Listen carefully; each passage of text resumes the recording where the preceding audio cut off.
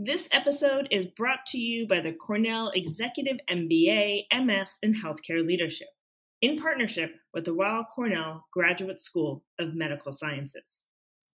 The future of healthcare needs motivated and business-minded leaders who are equipped to facilitate change from within their organization and throughout the industry at large. Offered on the weekend in New York City, the Cornell Executive MBA, MS in Healthcare Leadership is the only dual degree of its kind, combining business breadth and healthcare depth with world-class faculty instruction and an unmatched alumni network. Take the next step towards driving innovation in the healthcare industry by connecting with their admissions team. Search Cornell EMBA-MS to start your journey. Thank you so much for being such a big supporter of the Ellevate podcast. We want to learn more about you and what keeps you up at night. What are the topics and speakers most relevant to you in your career? Please go to ellevatepod.com to fill out our survey, and we'll make sure to incorporate your suggestions as we're planning for 2022.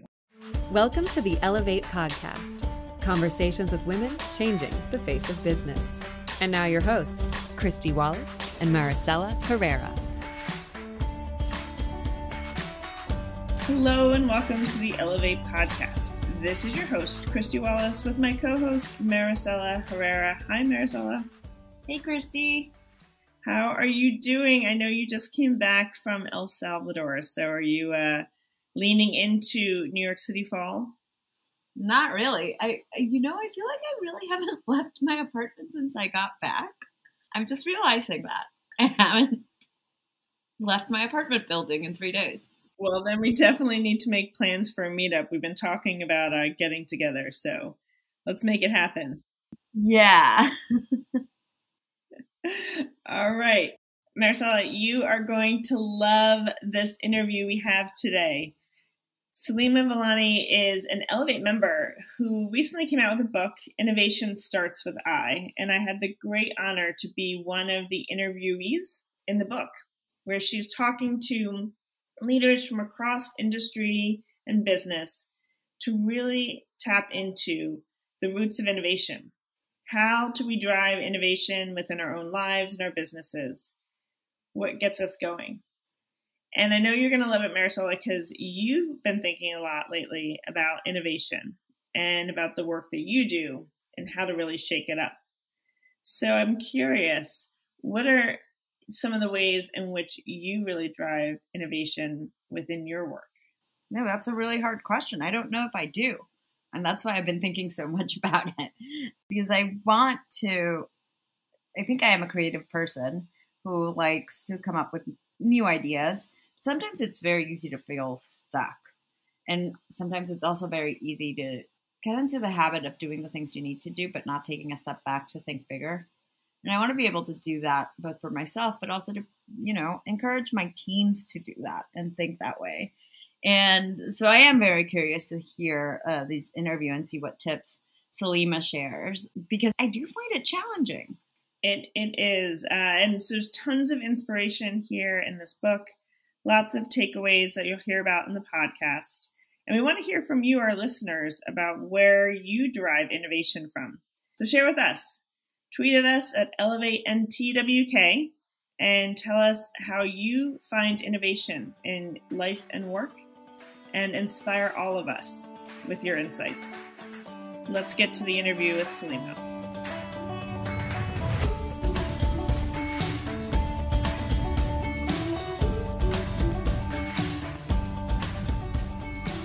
Saleema, so wonderful to have you here today on the Ellevate podcast.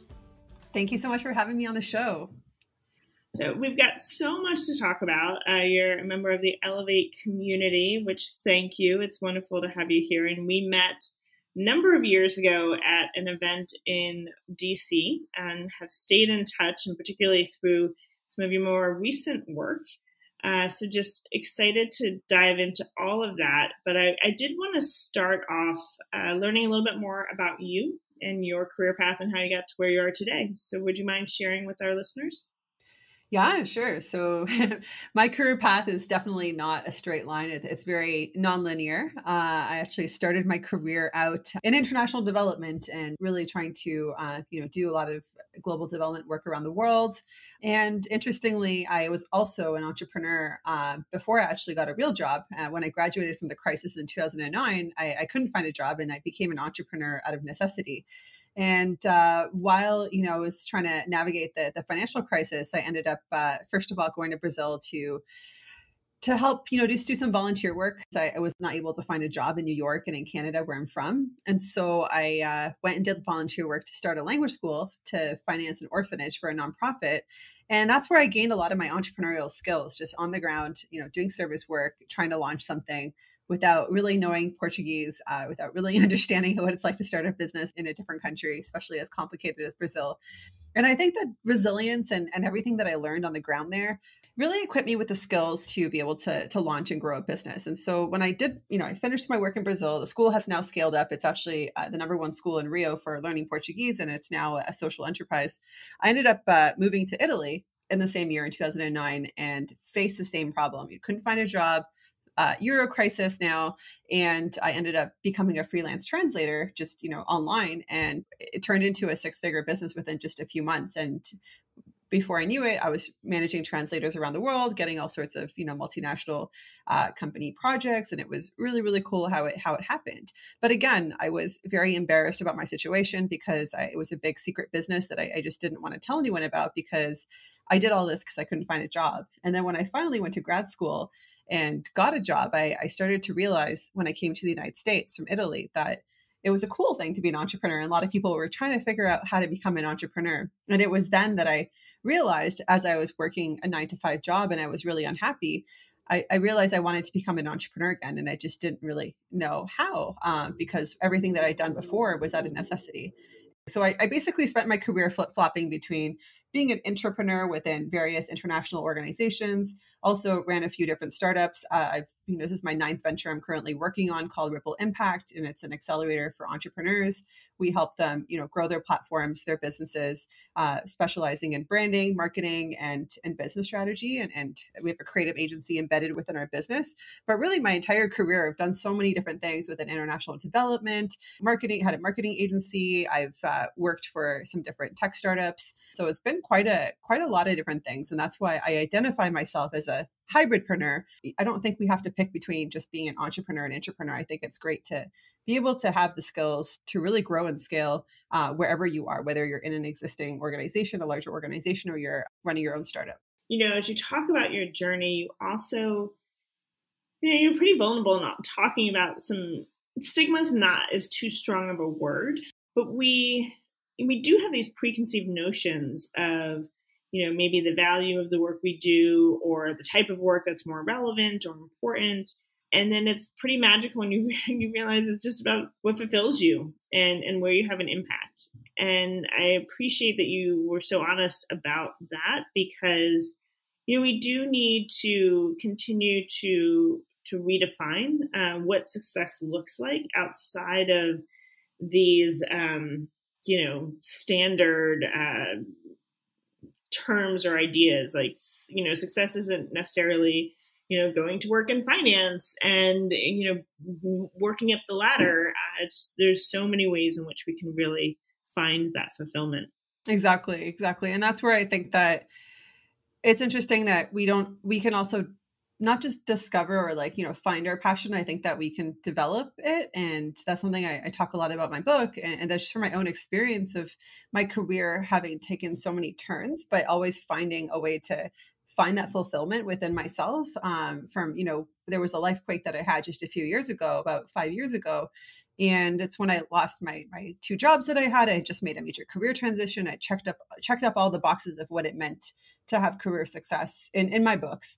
And it was interesting, I had lost my visa. My house my building had a really bad fire. So I was displaced for, 6 to 9 months. And ultimately I had to figure out what I was going to do next and find my purpose. And it was actually through that Lifequake that led me to a 100 coffee challenge, where I ended up, I had 2 weeks to find a job within the United States. And I ended up landing a really interesting job or a consulting gig, to understand how can we help refugees grow food without using soil in water scarce countries in the Middle East and North Africa.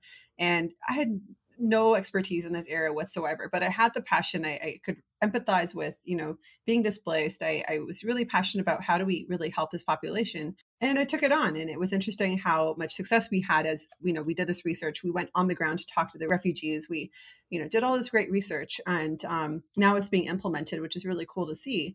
But just some of these turns that sometimes we're taking, I think that what we really need to navigate the future is the ability to reinvent ourselves, to be able to adapt to uncertainty and find that fulfillment, find a way to develop our skills and our passions in areas that maybe we just haven't yet discovered. This may be going a little bit too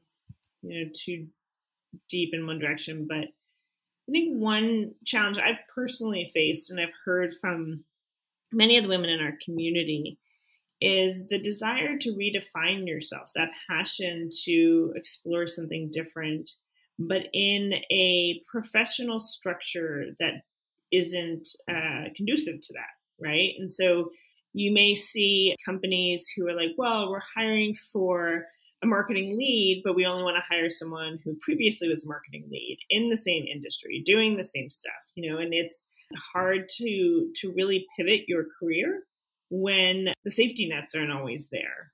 And, you talked about going into this project, which was something completely new to you. Like, what are your learnings on how do you get in the door and make this happen? I think ultimately it comes down to positioning. And I like that you mentioned vulnerability, because during the time of my 100 coffee challenge, when I was trying to come back to DC and come back to what I considered my home and find a way to, at the time, entrepreneurship was not happening for me. And it was, okay, I need to figure out how to be an entrepreneur and serve and figure out how to give value in whatever way it was. And for me at the time, it was, well, I knew how to do, the research, and I was passionate about that, even though I had no idea what hydroponics was about, or aquaponics or anything in that industry.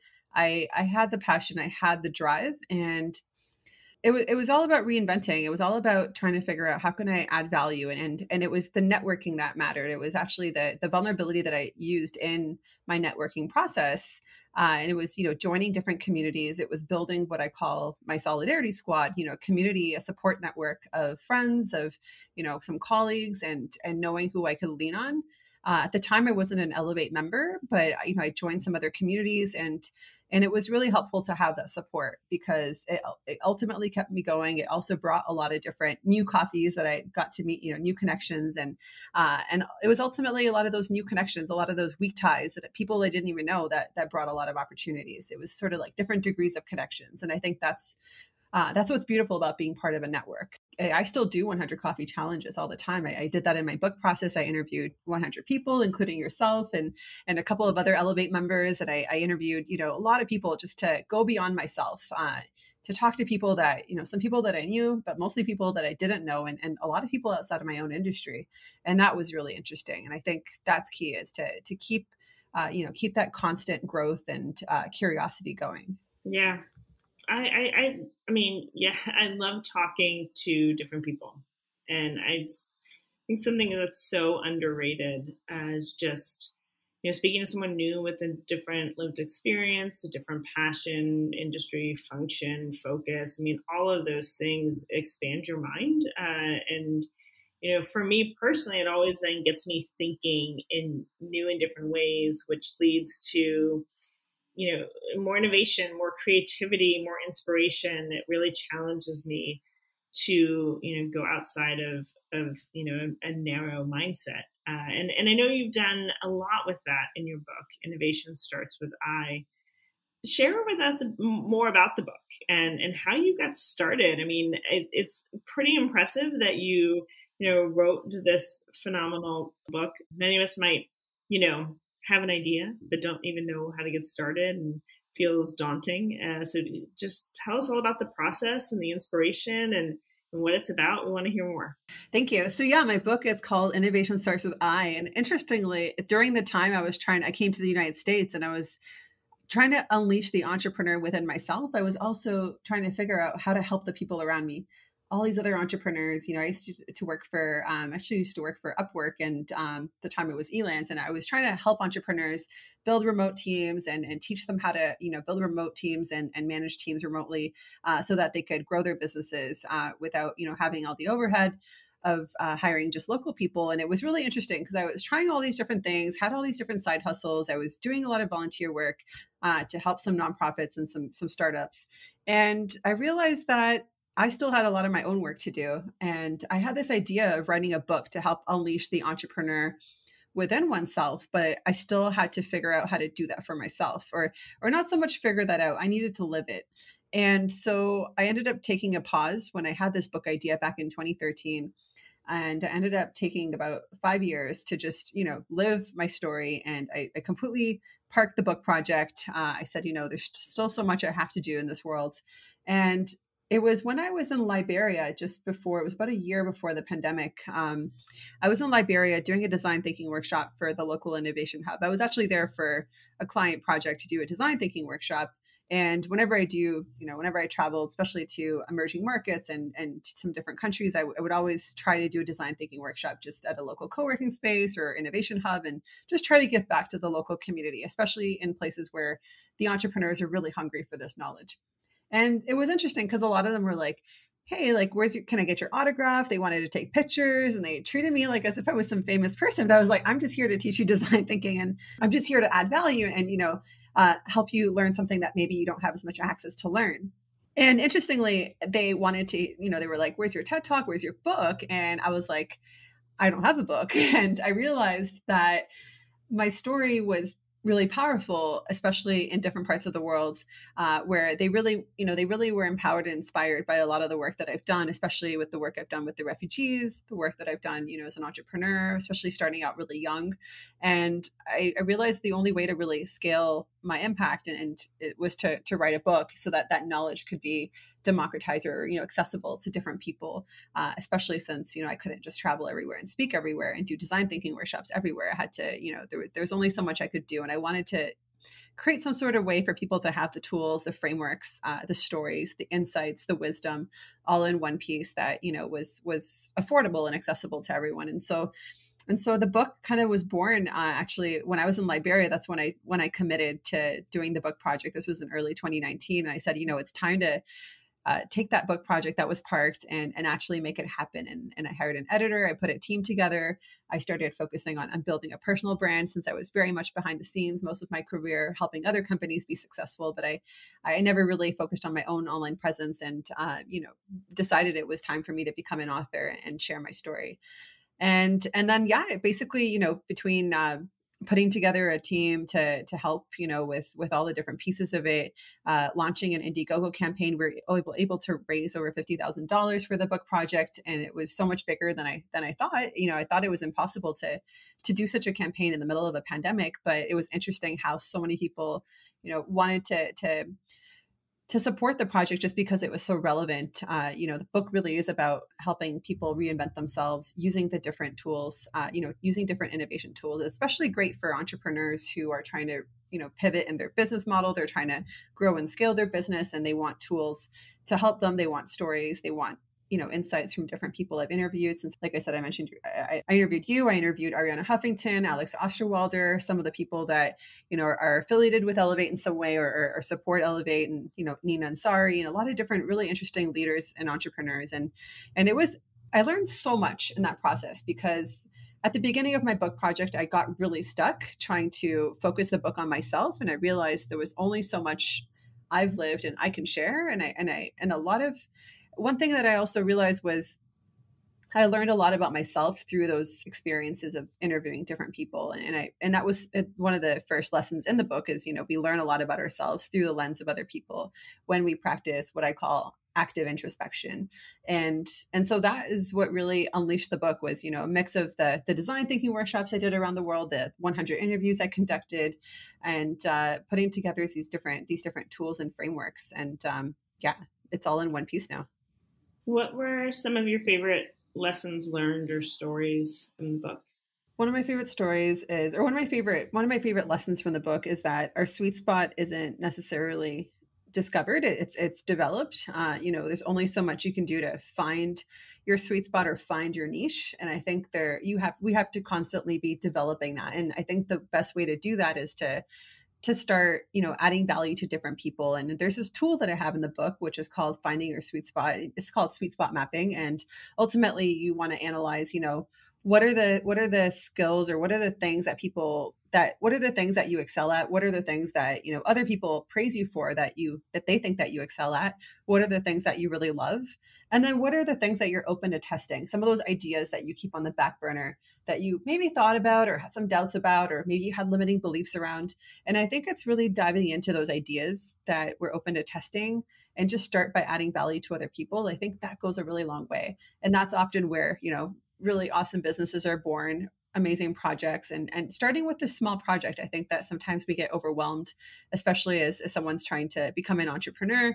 They might get overwhelmed and be like, oh, wow, I have to start this business. But I think just starting with an idea and testing it and putting it out there, whether it's a smaller project like a book or a podcast or serving in your local community in some way or advising a nonprofit, I think it can just take you really far by keeping the scope small and then figuring out, what are the things that you learned in that process about yourself, your skills, what have you developed? And I think that's really key, is to keep developing, our sweet spot and not just try to find it and stay with it.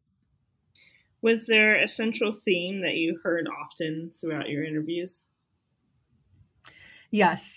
So interestingly, I asked all the 100 interviewees, what are the skills that they think that will, need to thrive in the future of work? And this was, well before the pandemic. And so I didn't know that we were going to enter the future of work that soon. But ultimately, there are these 12 capabilities, these future-proof capabilities that after all the research that I did, I saw a lot of patterns in people's responses. And ultimately, a lot of people talked about the importance of having empathy, the importance of having self-awareness, the importance of collaboration, and different skills that I ended up turning into capabilities through, the different interviews I had. I realized that we don't just need skills, we need capabilities that will be able to translate into the different things that we do. And we can take those capabilities with us wherever we go.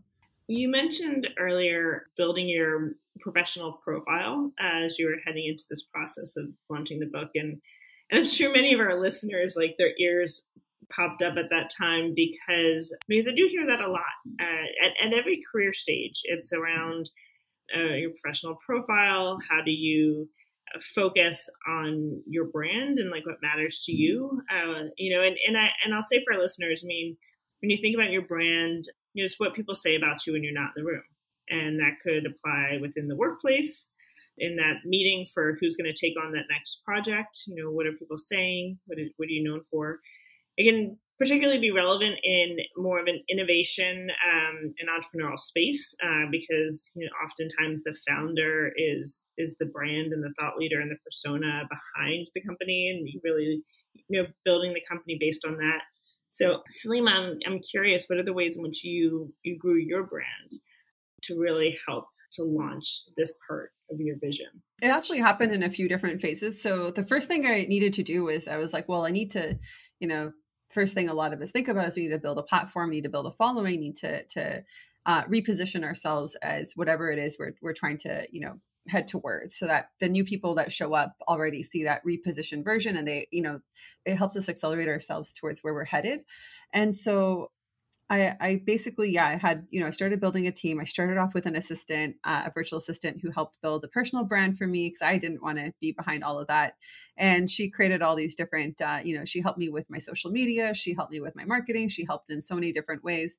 And ultimately, that started the process. We also focused a lot on LinkedIn because we knew that that was going to be our strongest platform based on what we had observed, just based on the traction we were getting at the time. And so we were able to grow my LinkedIn from a couple thousand people to, now over 22,000 or so. And that volume is so key because it's really important to have that community, since that platform will crave your success and will help you accelerate to your success. And that was something that I realized I needed to do was build that volume and also engage with them really authentically and try to give value as much as I can in different ways and getting creative with that. And so that was the first part. And then the second part was, really practicing what I preached. And I was doing a lot of speaking and workshops and a lot of different things before the pandemic. But when the pandemic happened, I realized I needed to take a step back and get back into the trenches. A lot of entrepreneurs were asking me for advice on how did I grow my businesses? How did I, build a platform? How did I get a TED Talk? How did I, kill it on LinkedIn? And I was like, well, I started giving them a lot of advice, and they were learning a lot and they liked it, but they were also getting really overwhelmed because they're like, well, I don't know how to execute all the things that you're saying. And I went back to, well, let me tell them about how to build a remote team and all this sort of stuff. And they were just more overwhelmed. They're like, I don't even know how to hire anyone or how to manage people. And they felt more overwhelmed. And so I decided to take a step back and figure out how I could get back into the trenches and really help these entrepreneurs by becoming the team to these entrepreneurs and help them and launch an accelerator, launch a community where they could actually get help on the execution piece, on the strategy, and on design, and let them be the visionaries, let them shine, and let them focus on their sweet spot, on what they're, optimize their time so they can focus on what they're best at. And ultimately that was born in the summer of last year in 2020.